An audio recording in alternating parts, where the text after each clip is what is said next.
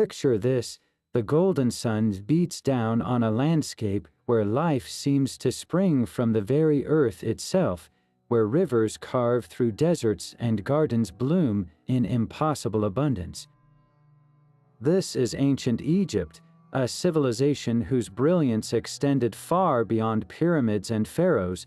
Today, we're stepping into one of its most enchanting yet overlooked treasures, the gardens of the Nile.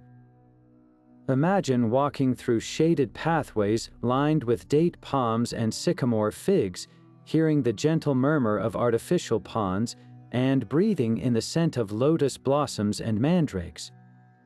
These spaces weren't just decorative, they were living reflections of a culture that saw nature as sacred, practical, and deeply intertwined with both daily life and the divine.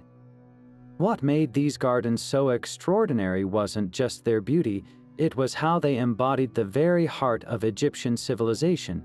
In a land where the desert always loomed close, creating and sustaining such lush environments was nothing short of a triumph of human ingenuity and spiritual devotion.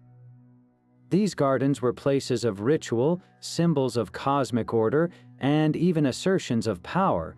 They fed bodies and souls, offering shade, medicine, and sacred spaces where priests communed with gods and families gathered for generations. To walk through an Egyptian garden was to step into a world where every plant, pond, and pathway had meanings, a world designed not just to imitate nature, but to perfect it. So join me as we uncover the secrets of these ancient oases.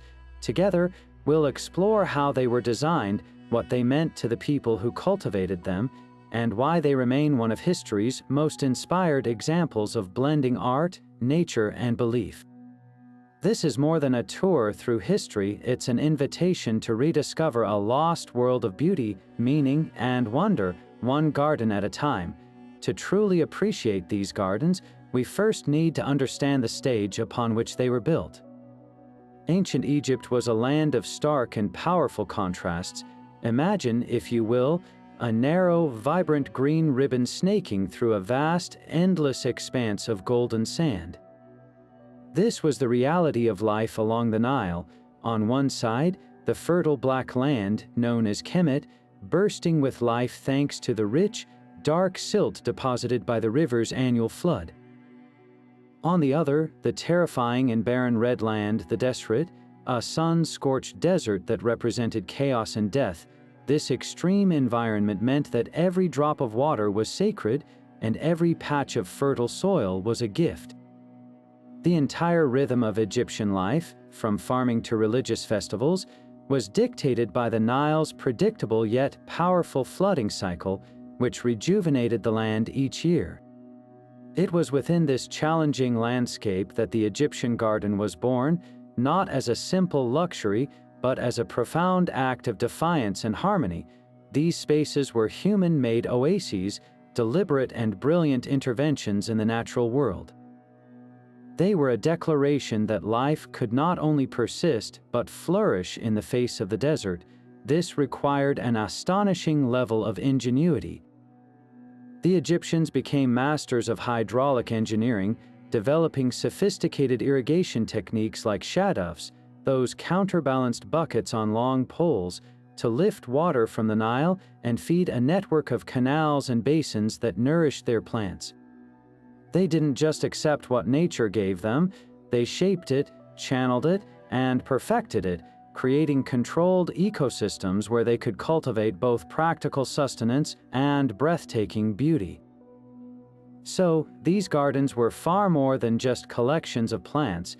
They were living testaments to the Egyptian spirit, a blend of practical resilience and deep spiritual belief. They represented order triumphing over chaos, human ingenuity partnering with natural forces, and a sacred connection to the divine that was rooted in the very soil they so carefully tended. In the heart of the desert, they built worlds of abundant life. These gardens were truly the beating heart of daily life, serving a stunning array of purposes that went far beyond mere decoration. For an ordinary Egyptian family, a humble household garden was a vital source of sustenance. It provided dates and figs for sweetness, onions and garlic for flavor, and lettuce and cucumbers for their meals. But it was also their pharmacy. Many of these plants, like castor oil for digestion or mint for soothing ailments, were cultivated for their medicinal properties. This practical foundation made the garden an indispensable part of the home, a private sanctuary that offered shade from the relentless sun, a cool place to gather, and a tangible connection to the cycles of life and growth. On a grander scale, temple gardens were economic and religious powerhouses. These were not quiet retreats but bustling centers of activity, meticulously managed by priests and workers. They functioned as sacred farms, producing the vast quantities of food, wine, and incense required for daily offerings to the gods.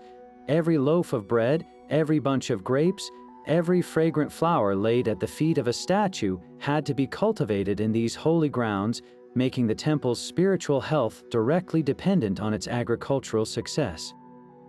The very act of tending these gardens was considered a form of worship, a way to maintain Ma'at, the divine order of the universe, by sustaining the deities who protected Egypt. Perhaps most impressively, the royal gardens of the pharaohs were profound statements of power and divine authority. By constructing vast, lush paradises filled with exotic plants and elaborate water features, a pharaoh was demonstrating his ultimate control over the chaotic forces of nature. It was a living announcement that his will could make the desert bloom. These spaces were designed for awe, often containing plants and animals brought back from military campaigns or diplomatic missions in distant lands like Punt. A walk through the palace gardens was meant to showcase the pharaoh's dominion not just over his people, but over the entire natural world, reinforcing his role as the intermediary between the gods and the fertile land of Egypt. In this way, from the smallest household plot to the most extravagant royal estate, these gardens were a direct reflection of the society's deepest values, beliefs, and its intricate relationship with the world around it. The organization of these spaces was no accident. Every Egyptian garden, from the most modest to the magnificently royal, was a deliberate and carefully planned environment. The most defining feature was its strict geometric layout. They were almost always rectangular or square, enclosed by high walls that served a dual purpose, providing essential protection from the harsh desert winds and creating a private, sacred world separated from the chaos outside. Within these walls, symmetry reigned supreme. Pathways were laid out in perfect right angles, trees were planted in meticulously straight rows, and pools were placed as central focal points, often directly aligned with the main entrance or a significant building. This wasn't just an aesthetic choice, it was a profound philosophical statement. For the Egyptians, this kind of perfect order, or Ma'at, was the fundamental principle of the entire universe.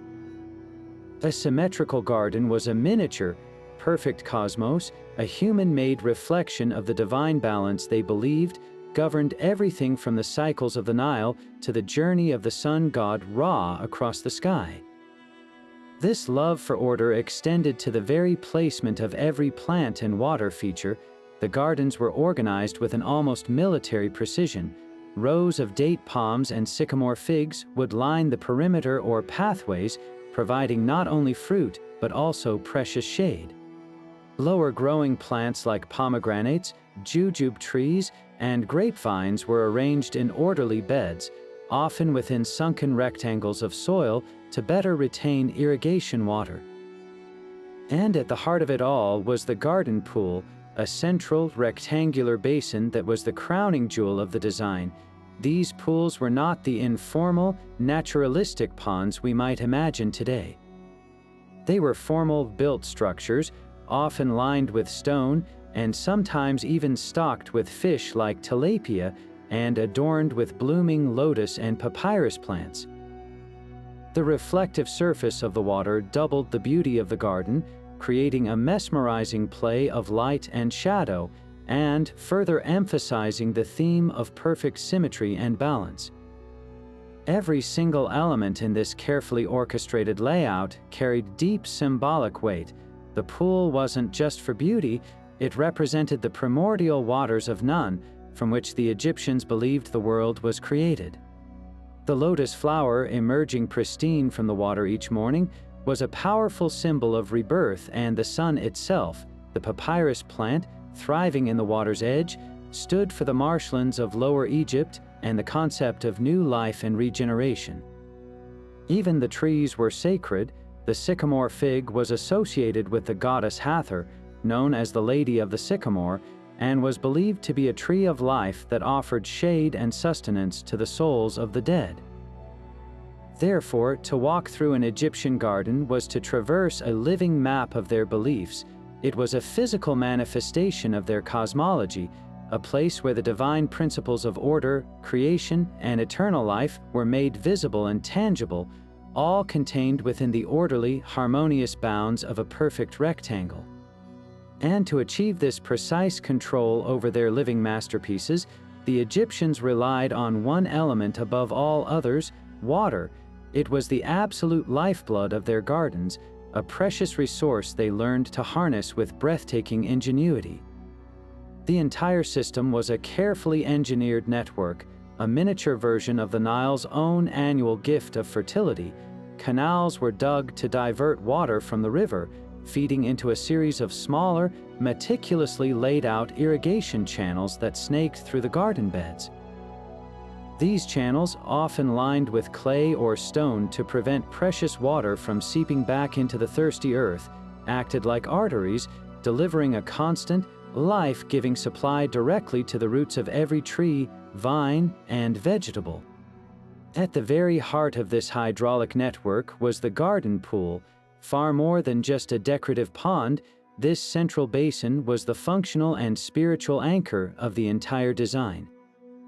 It served as a main reservoir, a holding tank from which gardeners could draw water to manually fill the channels or directly irrigate specific plants using simple pots. But its role extended far beyond mere utility. The still, reflective surface of the water provided a profound cooling effect, a vital relief from the intense heat. The evaporation from the pool would subtly lower the air temperature in the immediate area, transforming the garden into a true oasis of comfort. This created a microclimate where both people and plants could thrive. Aesthetically, the pool was the garden's crowning jewel.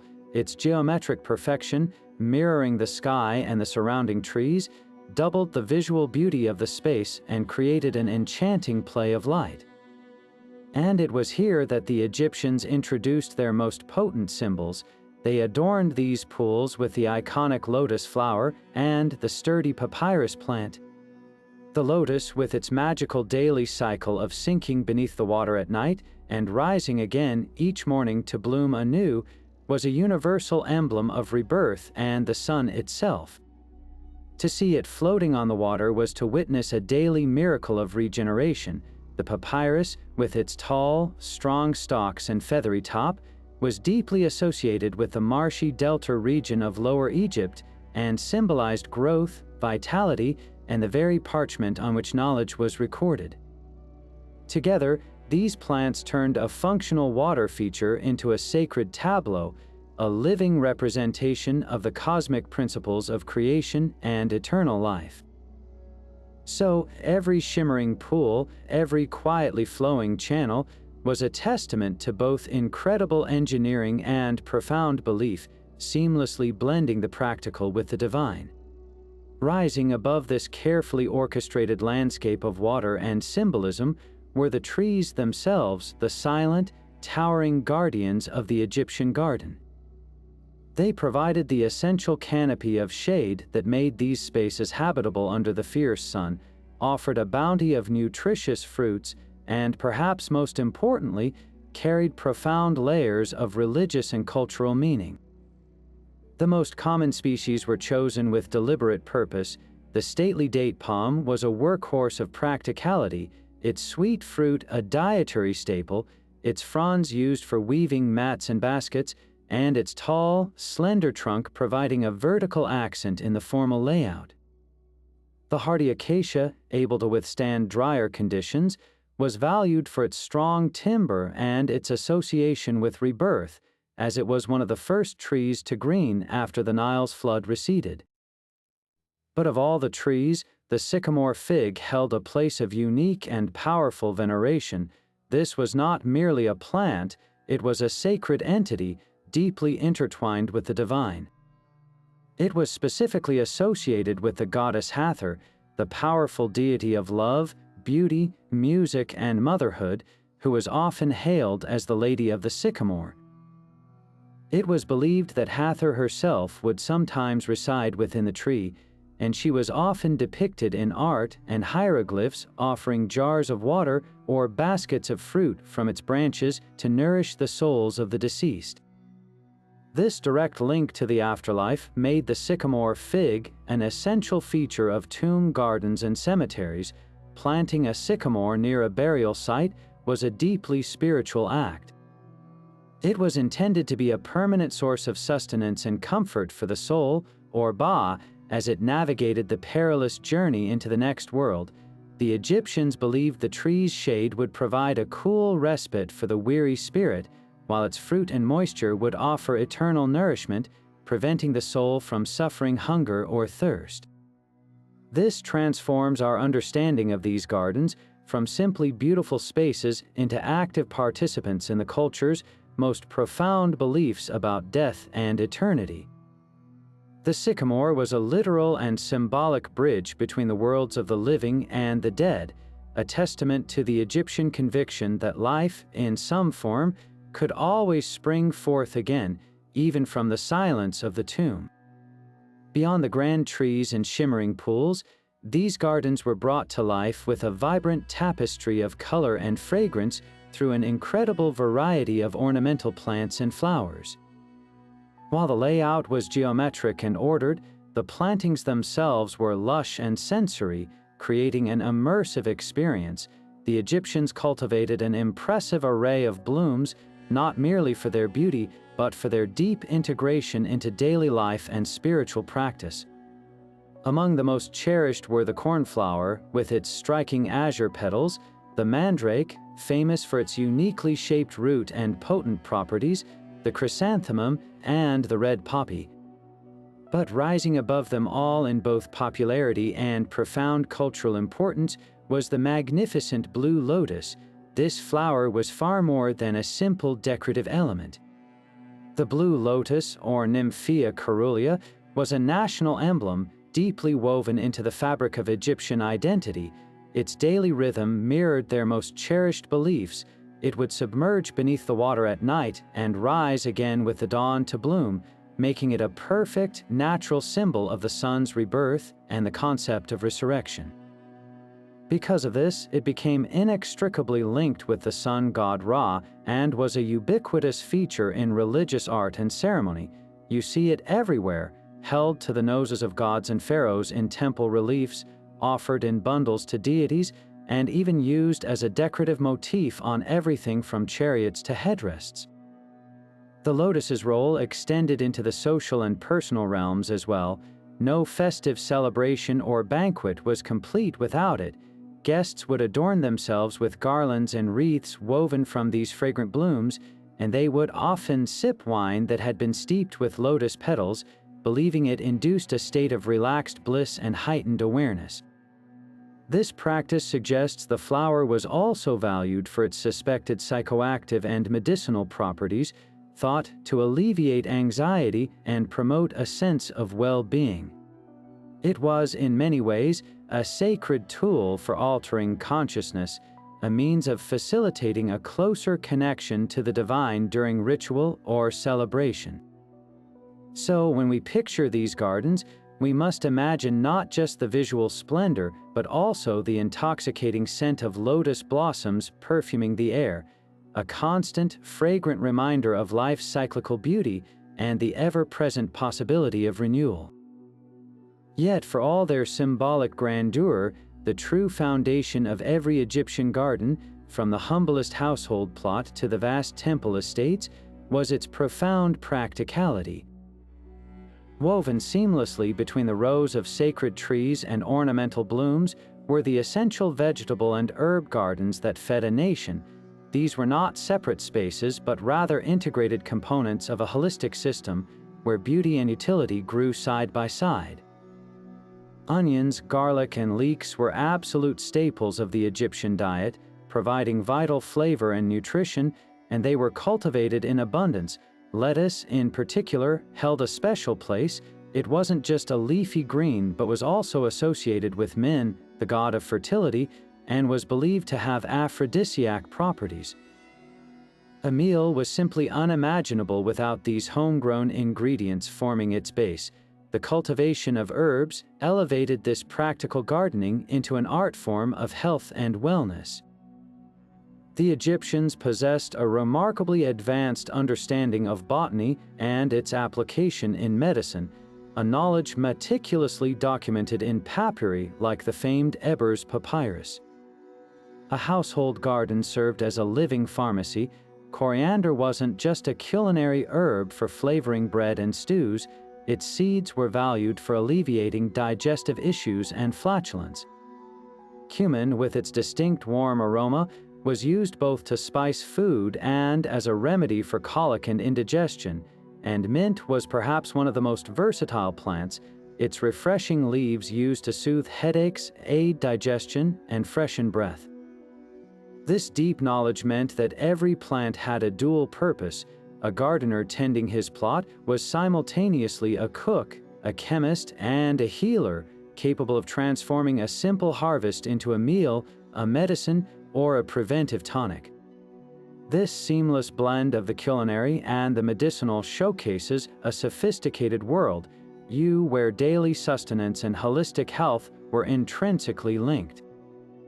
The garden, therefore, was the ultimate source of well-being, a place where the line between feeding the body and healing it was beautifully and intentionally blurred.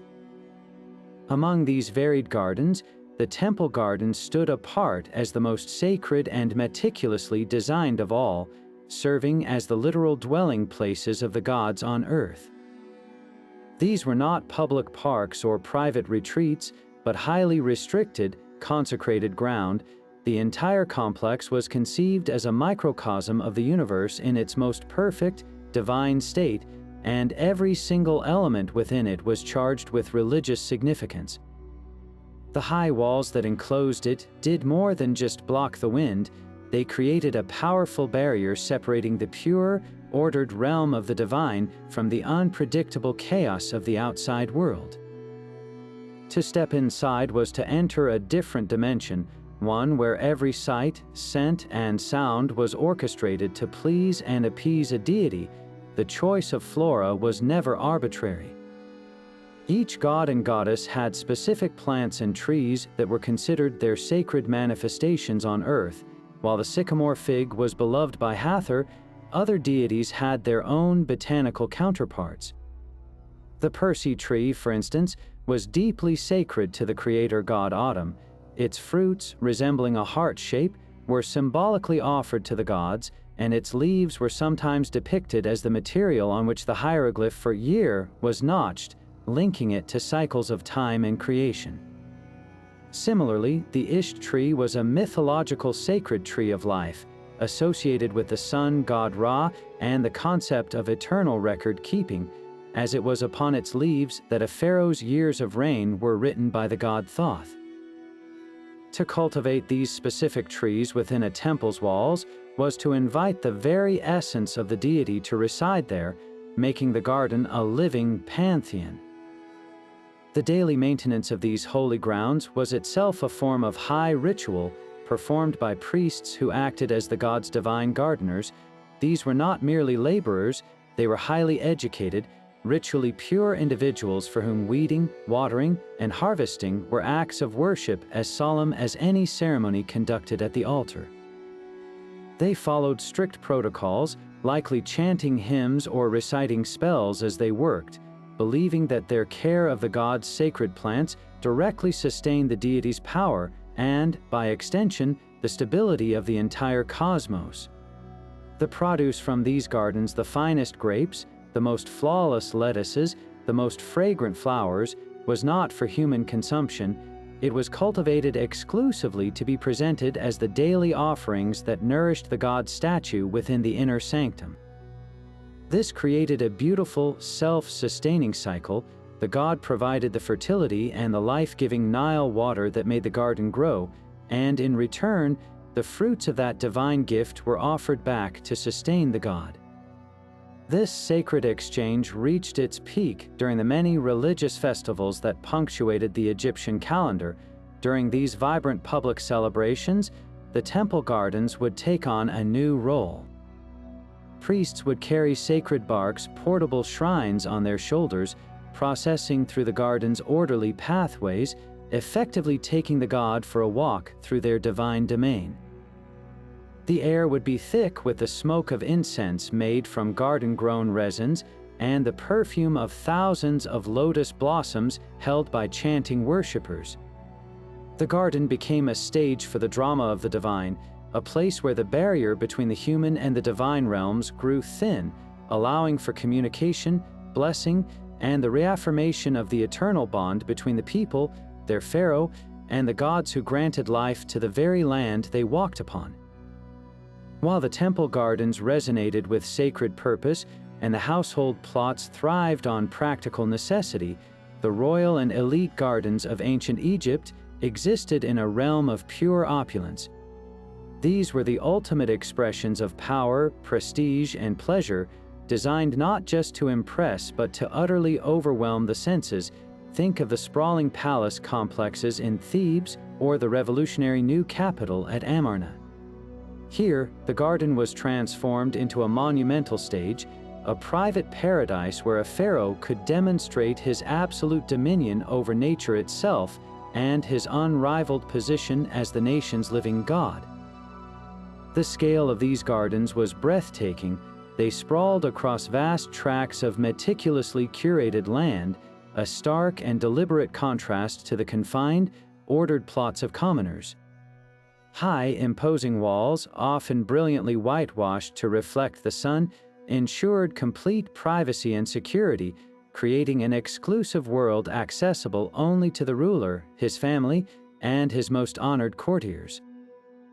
Within this sealed paradise, the design principles of symmetry and order were pushed to their most extravagant limits. Pathways of packed earth or stone were laid in perfectly straight, intersecting lines, creating grand, processional avenues fit for a god-king. These walkways were invariably flanked by regimented rows of the finest trees, tall, graceful date palms, and stately sycamore figs, their canopies meticulously pruned to create long, shaded colonnades that offered a cool, dignified promenade protected from the harsh Egyptian sun. But what truly set these gardens apart was their botanical extravagance. A pharaoh's status was measured not just by his gold, but by his access to the rare and the exotic. Through extensive trade networks and diplomatic gifts from vassal states, these gardens became living museums of the known world's flora. Imagine the wonder of strolling past a grove of fragrant frankincense trees, their precious resin destined for the temples. Or marveling at the strange, gnarled shapes of ebony trees, their dark wood a prized luxury. Pomegranate trees, with their vibrant red blossoms and fruit, would have been a stunning visual delight, while juniper and cypress might have added their distinctive silhouettes and scents to the air. Each of these foreign species was a trophy, a living testament to the pharaoh's far-reaching influence and his ability to command the treasures of distant lands like Punt and Lebanon, bringing them to bloom in the heart of Egypt. The decorative elements within these spaces elevated them from merely impressive to truly fantastical. The central pool, a feature in all Egyptian gardens, was here amplified into a grand, decorative lake, large enough for the royal family to glide upon in elegant papyrus skiffs, perhaps enjoying the cool evening air. These pools were often shaped like the hieroglyph for the letter T, adding another layer of symbolic meaning to their beauty. Their edges were not left bare, They were adorned with ornate blue faience tiles, shimmering in the sunlight, and populated with colorful fish and waterfowl. Scattered throughout the garden were graceful pavilions and kiosks, shaded resting places furnished with fine linens where one could recline and enjoy the view, perhaps while being fanned by servants with ostrich plumes. And everywhere, art reinforced the message of divine power. Painted statues of the pharaoh, often depicted in the guise of a sphinx or a powerful lion, stood guard along the pathways. These were not mere decorations, they were assertions of the owner's strength and eternal presence. Inscriptions on stone stelae proclaimed the garden's creation as a gift from the pharaoh to a favored deity or to his own royal ka, or spirit. Every element, from the imported trees to the smallest statue, was a calculated piece of propaganda. A walk through these grounds was a carefully choreographed experience meant to inspire awe and reinforce the absolute, unassailable authority of the one who had mastered both the desert and the river to create such an impossible, lavish haven of life. Yet, for all their earthly splendor, perhaps the most poignant and spiritually resonant of all Egyptian gardens were those designed not for the living, but for the dead. The funerary garden was a unique and profound creation, a sacred space that bridged the immense gulf between this world and the next. These gardens were not typically vast, sprawling landscapes. Instead, they were often more intimate, symbolic plots located within the confines of tomb complexes or temple precincts dedicated to the cult of the deceased. Their purpose was singular and deeply moving: to provide eternal sustenance and comfort for the soul of the departed as it embarked on its perilous journey through the afterlife. The Egyptians held a concrete belief that the soul, or Ba, would still experience hunger and thirst, and that its well-being in the next world depended on the continued provisions from this one. A funerary garden served as a perpetual, magical source of that nourishment, ensuring the deceased would never want for the essentials of life. These gardens took two primary forms, each powerful in its own right. The first was the actual physical garden, planted in the courtyard of a tomb. Here, family members or funerary priests would cultivate a small, functional plot containing the most vital crops. You would find rows of emmer, wheat, and barley, the staples of the Egyptian diet, ready to be magically transformed into bread and beer. There would be onions, leeks, and lettuce, offering essential vitamins and flavor. And most importantly, there would be trees, especially the date palm and the sycamore fig. These trees provided not only fruit, but also profound symbolic comfort. Their shade was believed to offer a cool resting place for the weary soul, and their perennial nature served as a constant reminder of cyclical renewal. Tending this garden was a sacred duty, an act of love and remembrance that physically connected the living to their departed loved ones. For those who could not maintain a physical garden, or to serve as a magical backup, the second form was employed, the model garden. Crafted from wood, pottery, or stone, these miniature gardens were incredibly detailed, depicting tiny, perfect lettuce beds, minuscule clay jars representing water reserves, and beautifully carved model trees heavy with fruit. These models were placed directly in the tomb chapel alongside other grave goods. The ancient Egyptians believed in the power of representation, that through ritual and inscription, these models could be activated to provide a real, spiritual sustenance for eternity. A beautifully painted wooden model of a date palm, complete with tiny fruits, was not a mere toy. It was a functional, eternal food source for the soul, activated by prayers and offerings.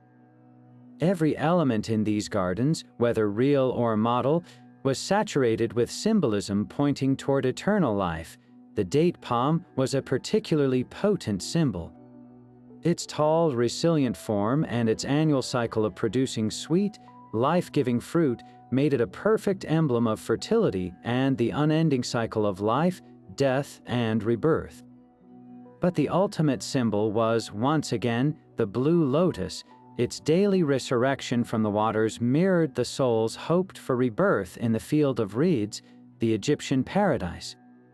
To place these flowers in a funerary garden was to plant a flag of hope for the afterlife, a belief that just as the sun and the lotus returned each day, so too could the human spirit triumph over the finality of death. Therefore, these quiet, sacred plots were far more than just gardens. They were acts of faith, love, and profound hope, designed to bloom forever in the memory of the living and the reality of the dead. Beneath the sacred symbolism and the breathtaking beauty of these gardens lay a foundation of astonishing agricultural genius. The Egyptians understood that to make the desert bloom, they needed more than just spiritual devotion. They required a deep, practical mastery of the land itself. They developed and perfected techniques that were centuries ahead of their time, transforming their gardens into highly efficient, sustainable systems that could reliably feed a vast population. This wasn't just gardening, it was a sophisticated science of survival and abundance. At the core of their success was an intimate partnership with the Nile's annual flood. Each year, the river would overflow its banks, depositing a layer of incredibly rich, dark silt across the floodplain. This sediment, known as black land, was the lifeblood of Egypt. Gardeners and farmers didn't see this as simple mud. They recognized it as a potent, natural fertilizer, packed with minerals and organic matter that rejuvenated the soil without any need for man-made additives. They would carefully channel this nutrient-dense slurry into their garden basins and irrigation canals, ensuring their plants had the very best foundation for growth.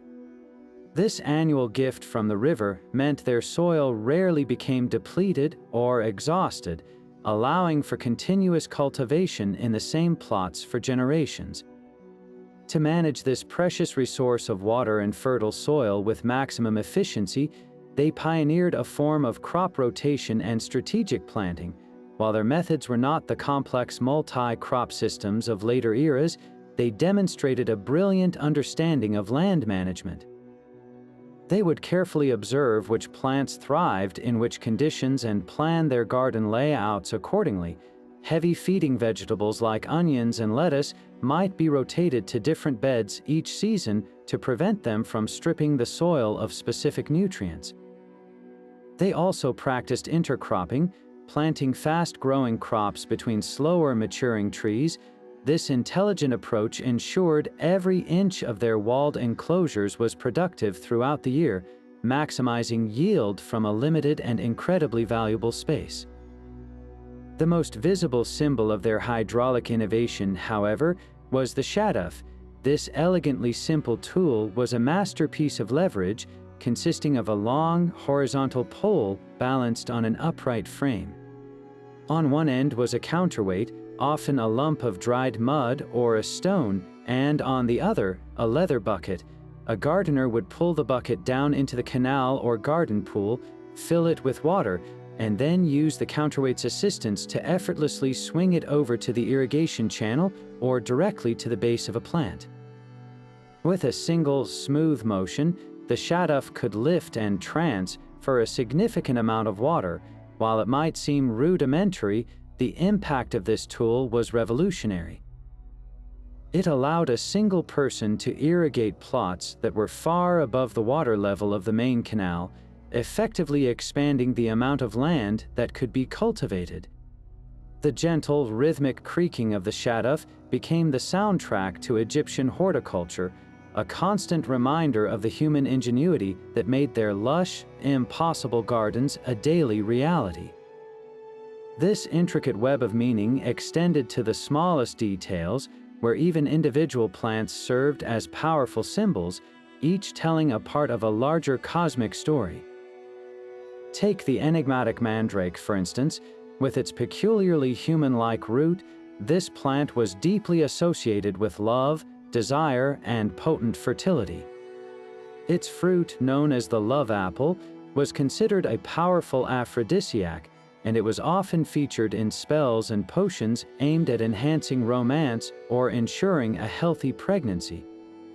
To include mandrake in a garden was to invoke these powerful forces of creation and attraction, embedding a very human, emotional layer of symbolism amidst the grander divine themes.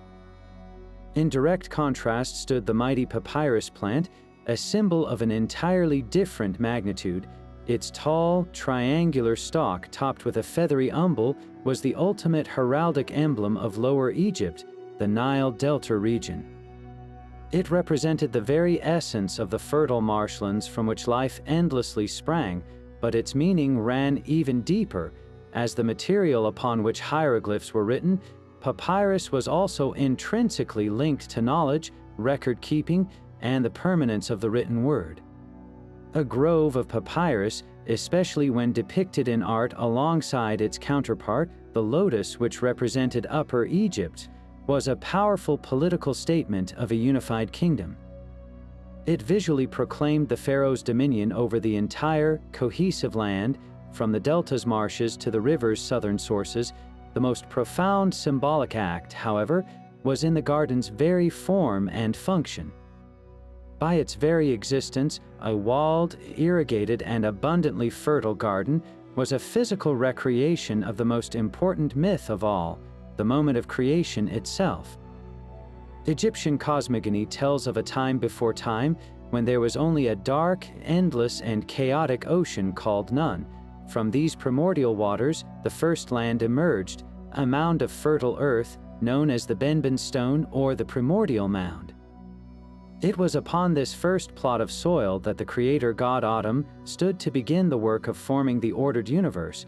Every single Egyptian garden, with its central pool representing the waters of Nun and its raised, fertile planting beds embodying that first life-giving mound, was a miniature recreation of this sacred event. Therefore, to tend a garden was to participate in a continuous act of creation. It was a daily ritual of making order, or ma'at, triumph over the ever-lurking chaos, or isfet, represented by the surrounding desert.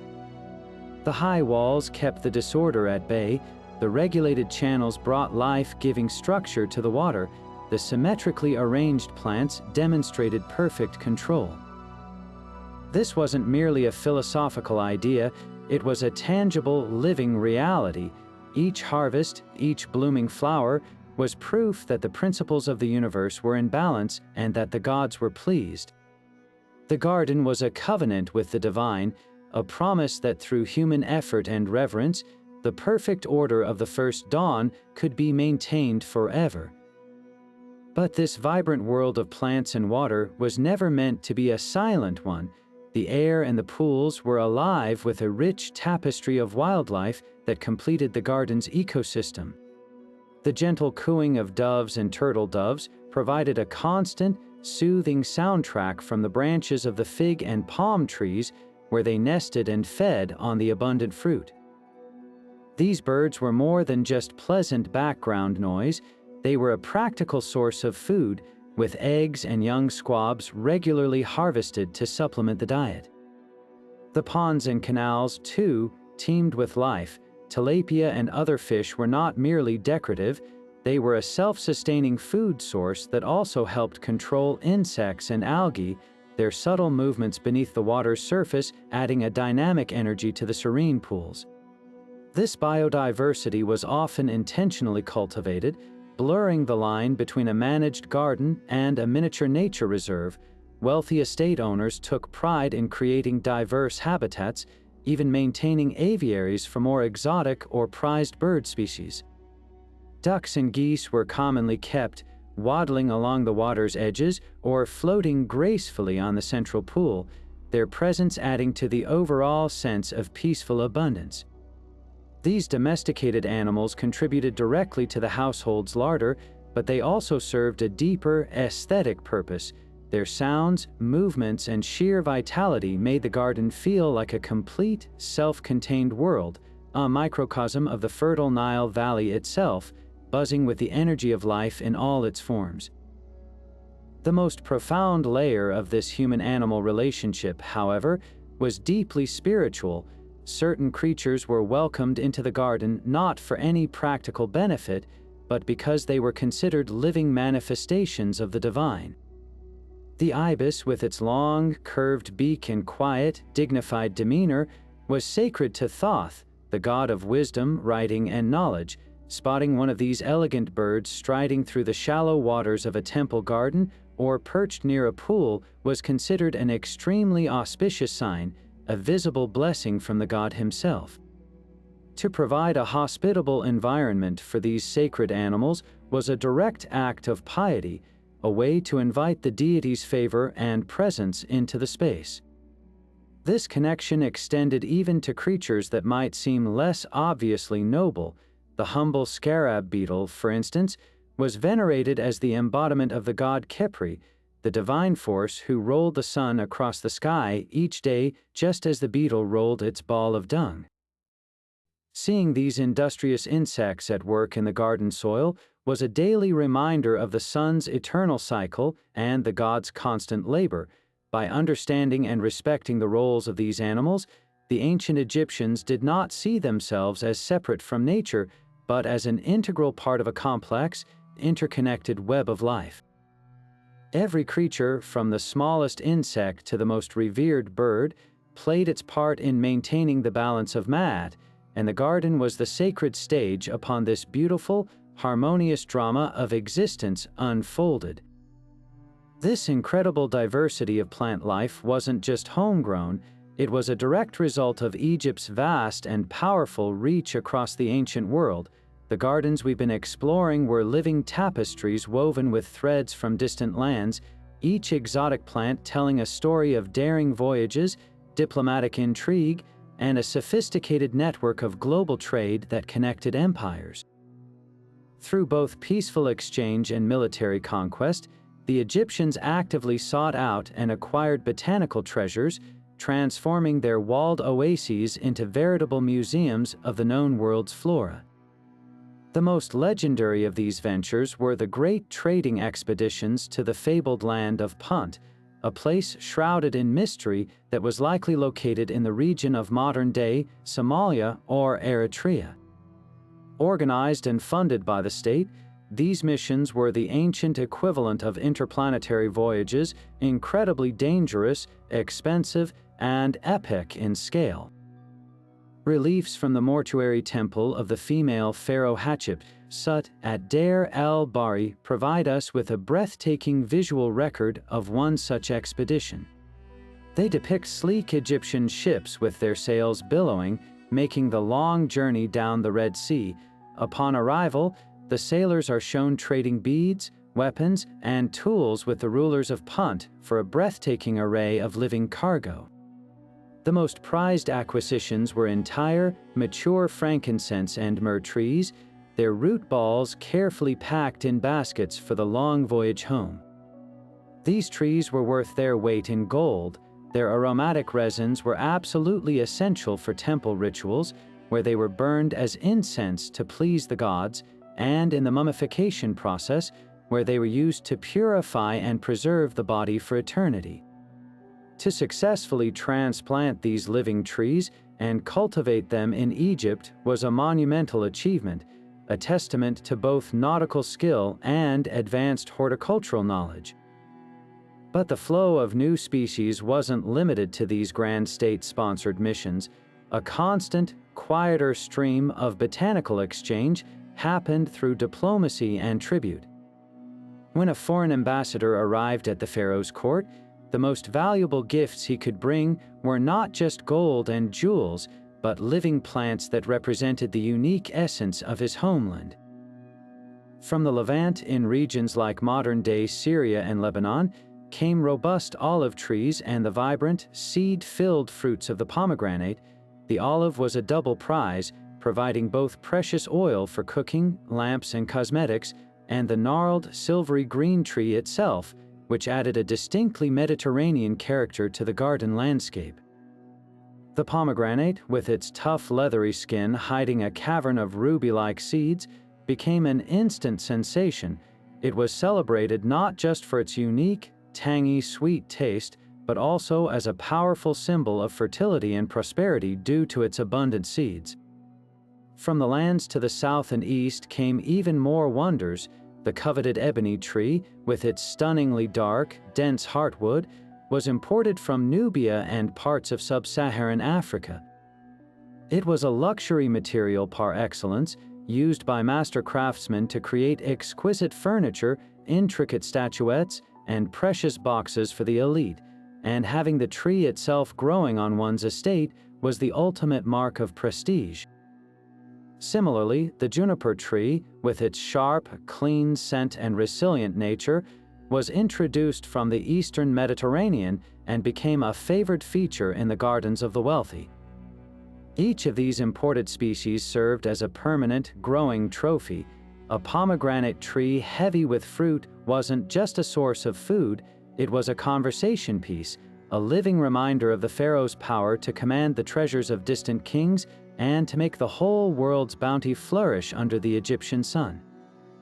This purposeful collection of foreign plants turned the royal garden into a physical map of Egypt's influence and a stunning display of cultural connection that reached far beyond the Nile Valley. Within the orderly beauty of these gardens, daily life unfolded in a rhythm as steady as the Nile's own flow. This was a space of purposeful activity where the hum of industry blended seamlessly with the sounds of relaxation and celebration.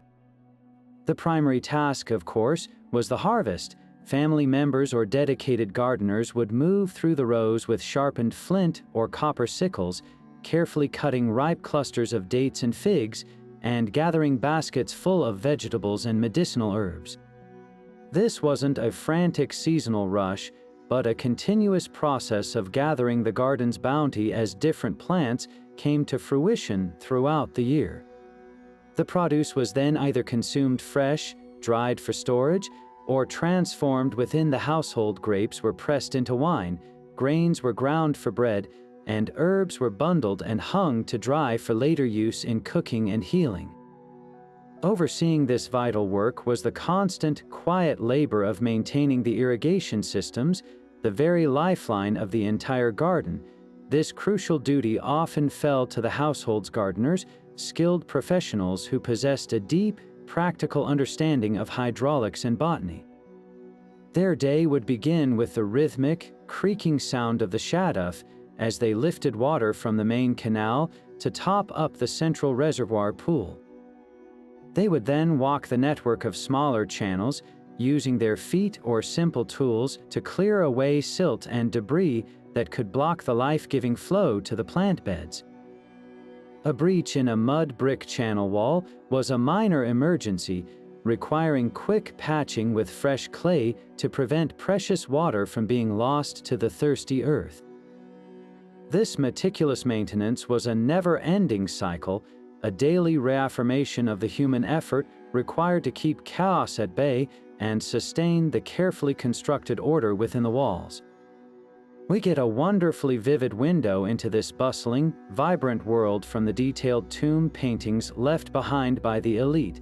These artworks, intended to magically provide for the deceased in the afterlife, serve as perfect snapshots of daily horticultural life. In one scene, we might see a gardener, his body bent with effort, using a wooden hoe to break up the sun-baked soil before planting. In another, a line of laborers passes heavy water jars from hand to hand, forming a human chain to efficiently irrigate a large vegetable plot. We see the pressing of grapes into wine in large vats, the gathering of figs into woven baskets, and even the tranquil sight of a scribe sitting beneath a sycamore fig tree, perhaps taking an inventory of the estate's produce. These images are not static, they are alive with movement and purpose, celebrating the dignity and necessity of this work. Yet for all its productivity, the garden was never solely a place of labor. When the day's work was done, it transformed into the heart of the home, a cherished social space for family and community. The same shaded pathways that were routes for work became promenades for relaxation and conversation in the cooler evening air. The central pool, by day a functional reservoir, became a serene spot for children to play and for adults to sit on its stone edges and dip their feet in the cool water. Larger estates and royal properties often featured elegant kiosks or pavilions within the garden, the small, open-air structures with light roofing supported by graceful columns, furnished with simple mats and cushions. These were the ideal settings for intimate family meals or for the owner to receive guests in a setting designed to impress and delight. This social role reached its peak during festivals and celebrations. A successful harvest, a birthday, or a religious holiday was cause for a garden party. The air would fill with the enticing aromas of roasting meats and baking bread, the sound of musicians playing harps and sistrums, and the laughter of guests adorned with fragrant lotus blossom garlands. They would recline on mats in the dappled shade, enjoying the fruits of the very garden they were sitting in, eating dates, drinking cool beer or wine, and sharing stories. In these moments of joy and community, the garden fulfilled its ultimate purpose. It was not just a source of food, but a source of life itself, a sanctuary where the hard work of cultivation yielded the sweetest reward of all: connection, comfort, and the simple, profound pleasure of being together in a beautiful, life-sustaining space. Fortunately for us, the ancient Egyptians were meticulous record keepers and breathtaking artists, leaving behind a stunning visual and literary archive that allows us to step directly into their cultivated paradises. Some of our most valuable windows into these lost gardens come not from archaeology alone, but from the exquisite tomb paintings at Thebes and the vivid descriptions preserved in literary texts. These aren't just simple decorations or stories, they are functional blueprints and spiritual manifests designed to magically provide for the deceased and to celebrate the ideal of life itself. The tomb chapels of nobles and officials, particularly from the New Kingdom period at Thebes, are veritable galleries of daily life, and the garden is a recurring star. In the tomb of a high official named Ineni, for example, we see a breathtakingly detailed painting of his elaborate estate garden. It's a masterpiece of precision, a perfectly rectangular space enclosed by a high wall with a grand central pool teeming with fish and fringed with orderly rows of date palms and leafy sycamore figs. The artist took care to depict the different types of trees with remarkable botanical accuracy, even showing the distinctive shape of the fig's leaves and the heavy clusters of dates. We see a vineyard heavy with grapes and a quiet pavilion nestled amongst the trees, offering a shaded retreat. This wasn't merely a portrait of a beautiful property, it was a magical guarantee. The Egyptians believed that by depicting the garden and all its abundance on the tomb walls, they were ensuring the deceased would enjoy its shade, fruit, and cool water for all eternity. The image itself became a permanent, indestructible source of sustenance for the soul. Beyond these visual records, we have captivating descriptions in some of Egypt's greatest literary works. The Tale of Sinu, a story so popular it became a classic, provides a powerful emotional insight into what a garden meant to an Egyptian soul. Sinu is an official who flees Egypt in panic after the death of Pharaoh Amenemhat I, finding himself exiled in the harsh lands of Upper Richenu, modern-day Syria, Palestine. His life there is one of constant struggle and alienation, a stark contrast to the ordered world he knew. When he is finally pardoned and invited to return home in his old age, the story reaches its emotional peak not when he sees the pyramids, but when he is received at the royal palace. The story describes how he is led into a garden, a specific, shaded pavilion within the garden, to meet the royal children. This moment is profoundly symbolic. After years of suffering the chaos of a foreign land, Sinu is reintegrated into the ultimate symbol of Egyptian order and civilization, the lush, peaceful, and perfectly arranged royal garden. It is here that he is washed, anointed with fine oils, and finally dressed in linen, his transformation back into an Egyptian completed not in the throne room, but in this sacred, life-affirming space.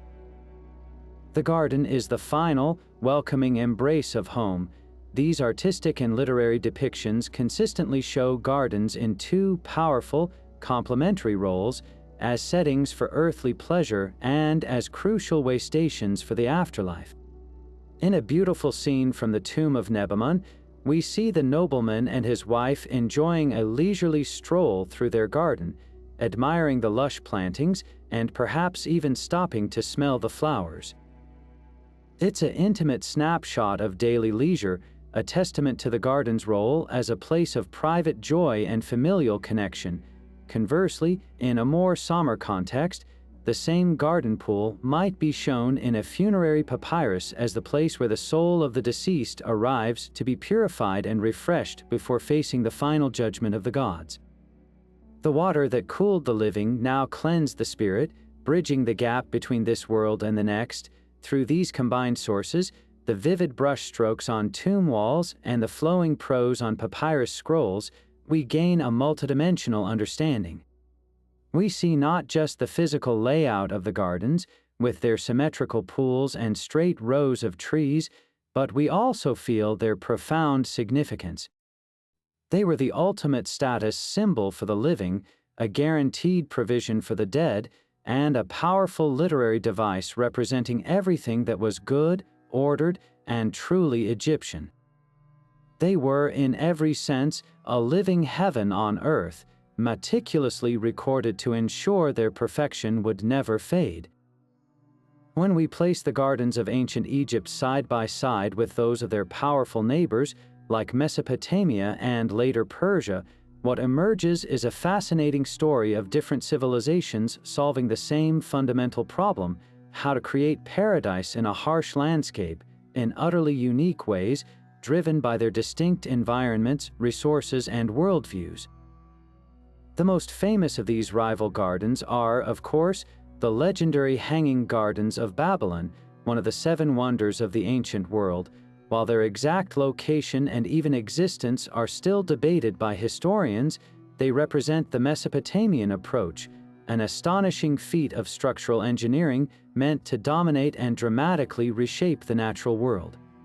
Imagine a massive, artificial mountain of ascending terraces, supported by complex archways and columns, requiring an intricate and constant mechanical lifting of water from the Euphrates River to the very top, just to cascade it down through the gardens. It was a display of sheer imperial power, a breathtaking artificial construct meant to awe and overwhelm anyone who saw it. The Egyptian approach was profoundly different. Instead of building upwards in a dramatic, mountainous structure, the Egyptians worked with their environment, spreading outwards in harmonious, integrated designs. Their genius was one of elegant synergy, not overwhelming domination. While the Mesopotamians had to fight against their two unpredictable, flood-prone rivers, the Tigris and Euphrates, the Egyptians enjoyed the immensely predictable, gentle, and life-giving annual flood of the Nile. This fundamental environmental difference shaped everything. Egyptian irrigation was a masterpiece of subtle, gravity-fed simplicity, a network of basins and channels that gently guided the Nile's bounty. It was a system that worked with the river's natural rhythm, not against it, requiring less brutal, constant mechanical effort than the pumps and screws likely needed for the Hanging Gardens. This practical difference points to a deeper philosophical divergence.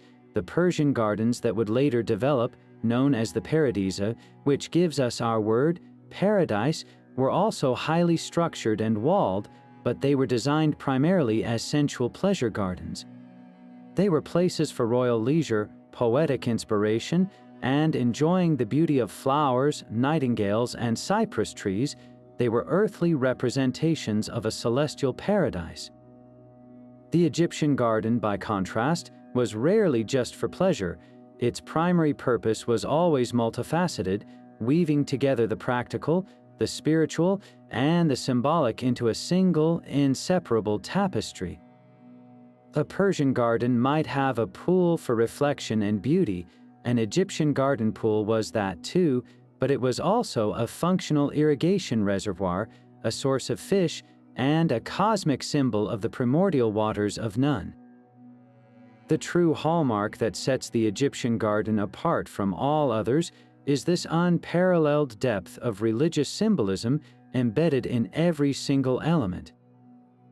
In Mesopotamia, a tree was a tree. It might be prized for its shade or fruit. In Egypt, a sycamore fig was the dwelling place of the goddess Hathor, a direct conduit to the divine. A lotus flower was not merely a beautiful bloom, it was the soul of the sun god Ra emerging from the waters of creation. The entire geometric, walled layout wasn't just an aesthetic preference, it was a miniature model of the ordered cosmos, a bulwark against the chaos of the surrounding desert. This sacred dimension was not an added feature, it was the very foundation upon which the garden was conceived. It was a sacred machine for sustaining life, pleasing gods, and ensuring eternal order, making it a unique and powerful testament to a civilization that saw no separation between the earthly and the divine, the practical and the profoundly spiritual. While the stunning tomb paintings and ancient texts give us a vivid idea of what these gardens looked like, nothing compares to the hard evidence unearthed by archaeologists. The actual physical remains of these ancient oases allow us to walk in the footsteps of the gardeners themselves, touching the very channels they dug and analyzing the seeds they planted. One of the most revealing sights is the city of Amarna, the short-lived capital built by the pharaoh Akhenaten. Here, the ruins of elite villas clearly show the standard rectangular layout, with the foundations of surrounding walls and the unmistakable imprint of a central garden pool. But it's the finer details that truly bring the scene to life. Archaeologists have found the subtle traces of tree pits, arranged in neat rows, showing exactly where date palms and sycamore figs once cast their shade. Even more remarkably, the analysis of soil and preserved root fragments has allowed experts to identify the specific types of plants that grew in these sunken beds, confirming the cultivation of everything from coriander and cumin to mandrakes and lettuces. Perhaps the most telling discoveries are the intricate networks of irrigation channels, meticulously lined with baked mud brick or plaster to prevent water loss. At Amarna, these channels are not just simple ditches, they form a complex hierarchical system. A main channel would feed from a central reservoir, branching off into smaller and smaller conduits that delivered water directly to the base of every single tree and vegetable plot. This precise engineering reveals a society that had mastered hydraulic principles, ensuring not a single drop of the precious Nile water was wasted. We can almost picture the gardener moving through this system, using a simple wooden shovel to direct the flow, his feet damp from the cool water seeping through the channels. This archaeological record becomes even more fascinating when we compare gardens across different social strata. At the workmen's village of Deir el-Medina, home to the artisans who built the royal tombs in the Valley of the Kings, the gardens were necessarily smaller and far more practical. The remains here show compact, efficient plots squeezed between houses, focused overwhelmingly on vegetables, herbs, and a few precious fruit trees essential for feeding a family. The irrigation was simpler, often relying on hand-carried water from a central well or a nearby channel, yet even here there is evidence of beauty and sacred purpose. Small household shrines have been found nestled in garden corners, and the presence of flower remains suggests that even a humble worker's family found space to grow a few blue lotus plants for personal worship or enjoyment. This starkly contrasts with the evidence from vast royal estates, like those at the Palace of Malkata in Thebes. Here, excavations reveal garden spaces on a truly monumental scale. The irrigation channels are wider and more robust, designed to handle a massive volume of water. The tree pits are larger and more numerous, laid out in grand, processional avenues. Most tellingly, archaeologists have found soil samples containing pollen from imported species like the pomegranate and the olive, physical proof of the pharaoh's access to a global network of trade.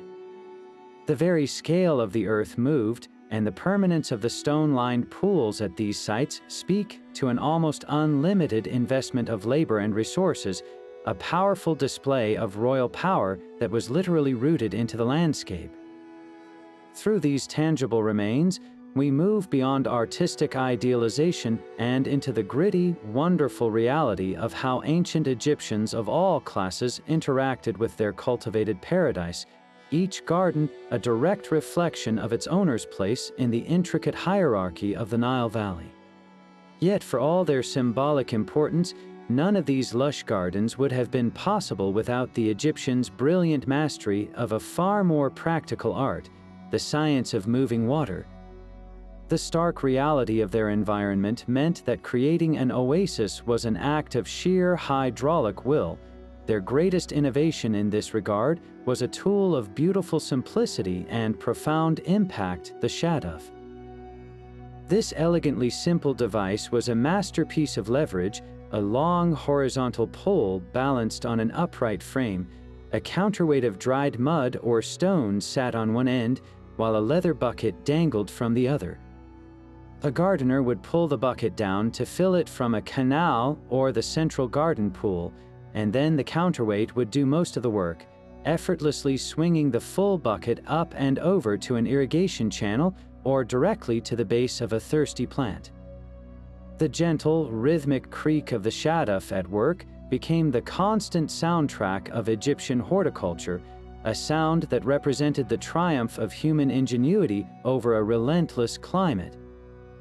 This single tool dramatically expanded the amount of land that could be cultivated, allowing gardens and farms to flourish on higher ground far from the river's edge, effectively pushing back the desert one lifted bucket at a time. But the shaduf was only the final link in a much larger and more sophisticated chain of water management. The true backbone of Egyptian gardening was an extensive and meticulously planned network of canals and basins. This was a hierarchical system, beginning with large primary canals dug to divert water from the Nile itself. These major arteries then fed into a web of smaller, secondary channels that branched out through the community, and finally into the narrow, carefully laid out ditches that snaked through individual garden plots. The Egyptians understood their material perfectly. These channels were often lined with baked mud bricks or a layer of clay plaster, a crucial technique that prevented precious water from seeping away into the parched soil. This attention to detail meant that every drop was conserved and delivered with maximum efficiency. The entire system was designed to work in harmony with the Nile's natural cycle, not against it. During the annual inundation, these canals would fill to capacity, and surplus water would be deliberately directed into large, shallow basins where it could be stored. As the floodwaters receded, this captured water could then be gradually released over the following weeks and months to sustain the crops and gardens through the drier seasons. This was sustainable agriculture on a grand scale, a testament to incredible foresight and communal effort. It required constant maintenance, dredging silt, repairing walls, and managing the flow, but it turned the entire Nile Valley into a managed ecosystem. This advanced understanding of hydrology and civil engineering allowed them to support not just a few royal estates, but an entire civilization, making the gardens of ancient Egypt a true marvel of both environmental adaptation and coordinated human effort. The rhythm of life in ancient Egypt was set by the Nile, and its gardens danced entirely to that timeless, unyielding beat. This was not a static landscape, but a dynamic, living entity that shifted dramatically with the seasons, each phase of the year demanding a different set of skills, rituals, and careful strategies from the gardener. The entire agricultural calendar, from the highest priest to the humblest householder, was built around the three central seasons: Akhit, the inundation; Perit, the growing season; and Shemu, the harvest. The success of a garden wasn't just about daily care. It was about anticipating the river's moods and planning months in advance to harness its power while protecting against its absence. The cycle began with Akhit, the inundation season, typically from July to October. This was a time of both immense potential and significant risk, as the Nile swelled beyond its banks, transforming the valley into a vast, shallow lake. The main task for garden owners was one of protection and preparation. For gardens situated on lower ground, near the floodplain, there was a real danger of the high waters washing away young plants or breaching the mud brick walls that define the space. The central pool, normally a controlled reservoir, would often overflow, and the intricate network of irrigation channels would be submerged and silted over. Yet this wasn't viewed as a disaster. The flood was a blessing, and the silt it deposited, the rich, black kamet, was the most potent fertilizer imaginable. Gardeners would use this period of downtime to repair walls, mend tools, and plan their layouts for the coming growing season, all while waiting for the life-giving waters to recede and reveal the newly enriched, moist soil. As the floodwaters drained away around November, the season of Perit began. This was the most intense and hopeful time of the year, the season of emergence and growth. The land, now saturated with water and covered in a fresh layer of fertile silt, was perfectly primed for planting. The gardener's first job was to quickly re-establish order, clearing any debris left by the flood and re-digging the main irrigation channels before the sun could bake the mud into a hard crust. This was a race against time. With the soil still soft and workable, they would sow seeds for fast-growing vegetables like lettuce, onions, and radishes. This was also the ideal time to plant or transplant young trees and vines, giving their roots the entire cool, moist growing season to establish themselves before the punishing heat of summer returned. The shaduf would be in near constant motion during this period, its rhythmic creak a soundtrack of renewal as gardeners lifted water to supplement the receding moisture in the soil, ensuring every new plant had the best possible start. The final act, Shemu, the harvest season from March to June, was a time of joyful reaping but also of mounting anxiety. This was when the garden paid back all the effort invested, yielding its bounty of dates, figs, grapes, and ripe vegetables. The air would be filled with activity, the sound of sickles cutting down emmer wheat and barley from larger plots, the rustle of baskets being filled with fruit, and the bustling work of preserving the harvest. Grapes were pressed into wine, figs were dried in the sun for storage, and herbs were bundled and hung in shaded, airy spaces to retain their potency. Yet, even during this abundance, the gardener's eye was on the horizon. The Nile was at its lowest, and the sun grew fiercer with each passing day. Irrigation became a critical, daily struggle for survival. Watering was done strategically, often in the cooler early mornings or late evenings to minimize evaporation, with priority given to the most valuable trees and perennial plants that needed to be kept alive through the harsh, dry weeks until the next inundation arrived. The garden, once a bursting cornucopia, would gradually retreat into a state of strategic conservation, its vitality carefully husbanded to withstand the coming trial by fire. This deep connection to the earth, however, was experienced very differently depending on one's place in the rigidly structured society of ancient Egypt. The garden became a powerful, living symbol of social hierarchy, a direct reflection of wealth, power, and divine favor.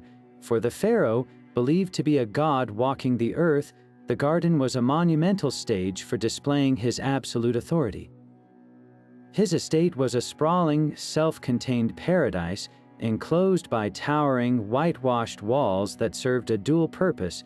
They shielded the royal family from the common world and created a controlled, sacred microcosm of the universe. Within these exclusive grounds, the design principles of symmetry and order were executed on a breathtaking scale.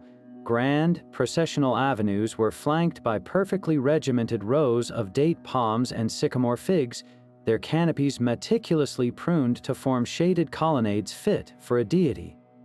The central feature was never a simple pond, but a vast, decorative lake, often T-shaped, large enough for the royal barge and shimmering with blue faience tiles, exotic fish, and blooming lotuses. These spaces were not just for private enjoyment, they were potent political tools. A pharaoh would receive foreign ambassadors in his garden, showcasing not only his gold and armies, but his command over nature itself, demonstrating an ability to make the desert bloom that was, to the ancient mind, the ultimate proof of divine power. The nobility and high-ranking officials, while immensely wealthy, operated on a slightly more human scale, though their gardens were no less impressive statements of status. The tomb paintings of officials like the Vizier Rekhmire at Thebes give us a clear picture of these elite estates. They too were walled compounds, ensuring privacy and security, but they often placed a stronger emphasis on agricultural productivity as a sign of good management. Their gardens seamlessly blended the aesthetic with the intensely practical. One might find a beautiful, shaded pavilion for entertaining guests right next to a meticulously maintained vineyard and an orchard of fig and pomegranate trees. The produce from these gardens was a key part of the estate's economy, supporting a large household of family, servants, and retainers. For these elites, the garden was a crucial setting for social climbing and networking. Hosting an elaborate banquet in one's lush garden, with guests adorned in lotus blossom garlands and servants offering cool wine, was a direct display of one's refinement, wealth, and influence within the royal court. It was a way to visibly say, "I share in the pharaoh's prosperity and divine favor." In stark contrast stood the garden of the common Egyptian. For a craftsman living in a crowded village like Deir el-Medina, or a farmer tending a plot of land granted by the crown, space was a precious commodity. There was no room for vast ornamental lakes or processional avenues. Their garden was a much smaller, intensely functional space, often a simple square or rectangle nestled directly against the mud brick wall of their home. This was not a place for showing off, it was a vital source of survival. Every inch was dedicated to purpose. Sunken beds would hold onions, leeks, and garlic, the essential flavor base of their diet. A precious corner might be reserved for medicinal herbs like coriander to soothe an upset stomach or mint to relieve a headache. If they were lucky, they might nurture a single, cherished date palm or a dom palm, its value measured in the sweet fruit it provided for their family rather than its decorative shade. Irrigation was a hands-on, daily chore, likely involving carrying water in pots from a communal canal rather than operating a complex network of channels. There were no gardeners here. The labor was done by the family themselves after their official duties were complete. Yet, despite this vast disparity in scale and opulence, the fundamental desire to cultivate, to create a personal oasis, was a universal thread connecting every level of Egyptian society. The humble worker in his small plot was participating in the same cultural act as the pharaoh in his palace grounds. Both were asserting a measure of control over their environment, creating order from chaos, and securing a source of sustenance and beauty. The commoner's garden was his own small claim on permanence and stability in a challenging world. This shared cultural practice reveals that gardening was far more than a hobby or a luxury. It was an integral part of the Egyptian identity, a deeply ingrained value that transcended social class. From the god-king to the humble laborer, the act of planting a seed and nurturing it to fruition was a fundamental expression of what it meant to be an inhabitant of the Black Land, forever working in partnership with the Nile to make life not only possible, but beautiful. This profound gardening philosophy, born from the banks of the Nile, did not vanish with the fall of the pharaohs. Its seeds were carried on the winds of trade and conquest, taking root in distant soils and blossoming into entirely new traditions that would shape the very course of horticultural history. The legacy of the Egyptian garden is a story of enduring influence, a quiet undercurrent that flowed through the grandeur of Rome and the paradise gardens of Islam, forever changing how civilizations conceived of their relationship with nature, beauty, and the divine. The first great civilization to be captivated by and systematically adopt Egyptian principles was ancient Rome. As the Roman Empire expanded, its wealthy patricians and generals developed a voracious appetite for Egyptian culture, seeing it as the pinnacle of ancient wisdom and exotic luxury. They imported not just obelisks and papyrus scrolls, but entire concepts of landscape design. The Roman villa garden became a direct descendant of the Egyptian model, reinterpreted through a lens of imperial power and Hellenistic aesthetics. The most obvious inheritance was the unwavering love for geometric symmetry. The Romans took the Egyptian rectangular layout and refined it into even more precise forms, with manicured hedges, parterres, and pathways laid out in strict grids or intricate patterns, creating a powerful visual order that declared human mastery over the wildness of nature. But it was the Roman embrace of the water feature that most clearly reveals its Egyptian ancestry. The Egyptians understood water as the source of all life, both practically and symbolically. The Romans embraced this wholeheartedly, transforming the functional Egyptian garden pool into an extravagant centerpiece of art and engineering. The natatio, or swimming pool, and the nymphaeum, an elaborate public fountain often decorated with statues of river gods, became essential elements of any wealthy Roman's estate. While these features were more overtly decorative than their Egyptian counterparts, their purpose was strikingly similar: to provide a cooling, refreshing focal point that symbolized abundance, control, and technological prowess. The gentle murmur of water in a Roman courtyard was an echo of the same soothing sounds that had once filled the gardens of Thebes, a timeless testament to the universal human desire to harness this element for both pleasure and prestige. Perhaps the most profound and lasting influence, however, flowed into the heart of the Islamic gardening tradition. When Arab armies expanded into Egypt in the 7th century, they encountered a land whose gardening principles resonated deeply with their own spiritual and cultural sensibilities. The Islamic concept of the garden as a sacred, enclosed paradise, or Jannah, found a perfect blueprint in the ancient Egyptian model.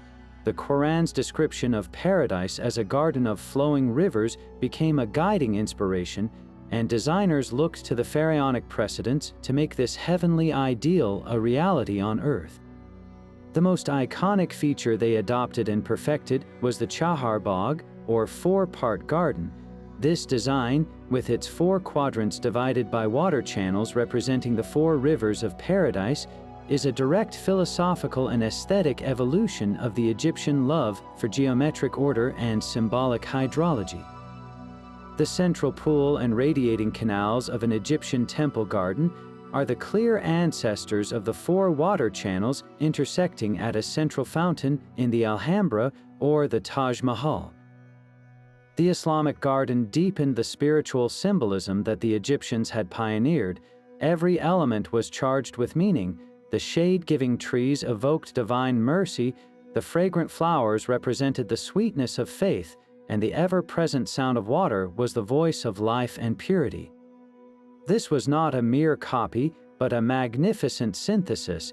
Islamic gardeners elevated the use of water to an art form, employing sophisticated hydraulics to create intricate fountains, rills, and channels that were both visually stunning and acoustically delightful, cooling the air and soothing the soul.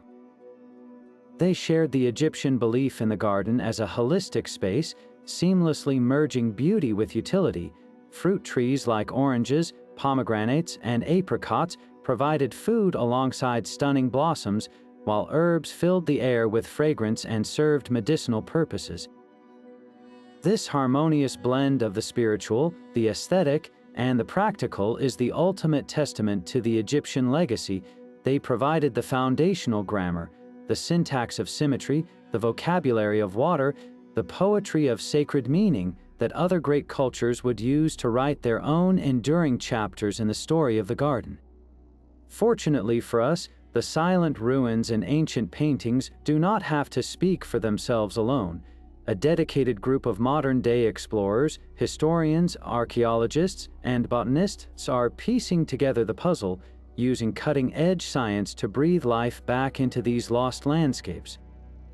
Their work allows us to move beyond artistic interpretation and step into scientifically informed reconstructions, giving us an unprecedented glimpse into the true complexity and sensory richness of an Egyptian garden. This isn't guesswork, it's a fascinating process of botanical detective work that starts with the most fragile of clues, ancient seeds and preserved pollen. Through the technique of paleoethnobotany, scientists analyze soil samples taken from archaeological sites, meticulously sifting through centuries of debris to find tiny, preserved plant remains. A single charred date pit, a microscopic grain of barley pollen, or the delicate impression of a leaf left in hardened mud becomes a vital piece of evidence. By identifying these species, researchers can create a precise inventory of what was actually grown in a specific garden at a specific time. This tells us not just about the plants themselves, but about the climate, the soil conditions, and the agricultural practices of the people who tended them. We can now say with confidence which flowers perfumed the air around a noble's villa, or which herbs were grown in the kitchen garden of a Deir el-Medina craftsman, transforming our understanding from a general idea into a specific, living catalog. This rigorous research provides the blueprint for the breathtaking physical reconstructions we can see today. Museums around the world have embraced this, creating immersive exhibits that are the closest we can get to time travel. The Rosicrucian Egyptian Museum in California, for instance, features a stunningly accurate recreation of a New Kingdom garden, complete with a central rectangular pool, rows of date and dom palms, and flourishing plots of papyrus and lotus. Visitors can walk along its gravel paths, feel the shade of the trees, and hear the gentle sound of water, engaging senses that books and images alone cannot reach. These spaces are powerful educational tools, transforming abstract historical concepts into a tangible, visceral experience that makes the ancient world immediately accessible and real. Beyond museum walls, these reconstructions also serve a deeper, more practical purpose. They are active archaeological experiments. By planting gardens using only the tools, seeds, and irrigation methods available to the ancient Egyptians, researchers can test long-held theories about their agricultural prowess. How much water did a shaduf actually deliver? How close together could trees be planted without harming their growth? What was the true yield of an average vegetable plot? These living laboratories provide empirical data that helps us appreciate the incredible efficiency and ingenuity of Egyptian horticulture firsthand. We stop seeing them as mystical figures from a distant past and start to understand them as practical, brilliant problem solvers whose knowledge of their environment was both profound and hard-won. This ongoing work ensures that the legacy of these gardens continues to grow, not as a static relic, but as a dynamic field of study that keeps revealing new secrets about how one of the world's greatest civilizations cultivated life itself. As we reach the end of our journey, the true legacy of these ancient gardens reveals itself not in stone or seed, but in a timeless philosophy of balance. The Egyptians achieved something extraordinary. They created spaces that served the body, the community, and the spirit in equal measure. Every element, from the grandest sycamore fig to the humblest channel of water, was part of a greater whole, a perfect miniature world where human ingenuity and natural forces worked in concert rather than conflict. This wasn't just landscaping, it was a form of alchemy, transforming the stark duality of desert and river into a unified haven of life. Their greatest lesson to us is that utility and beauty, the sacred and the mundane, are not opposing forces but can be woven together into a single, harmonious tapestry. These spaces stand as a powerful, silent challenge to our modern relationship with the environment. In an age where we often see nature as something to be tamed, paved over, or preserved only in distant parks, the Egyptian garden offers a different model. It shows us a path of integration where we are active participants in the landscape, shaping it with respect and receiving its bounty with gratitude. They understood that a garden is more than a collection of plants, it is a dialogue with the earth, an ongoing conversation about order and chaos, life and renewal.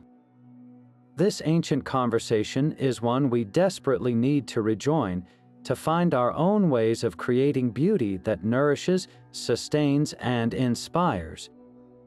So, what resonates with you most about these living legacies? Is it the incredible engineering that made the desert bloom, the profound spiritual symbolism in every leaf and petal, or the simple, universal human desire to create a personal sanctuary? We would love to hear which aspect of these ancient oases captured your imagination. Share your thoughts and reflections in the comments below. Let's continue this exploration together. And if you're eager to uncover more secrets from the past, make sure to subscribe and hit the bell so you don't miss our next adventure into the mysteries of the ancient world. Thank you for joining us on this walk through history.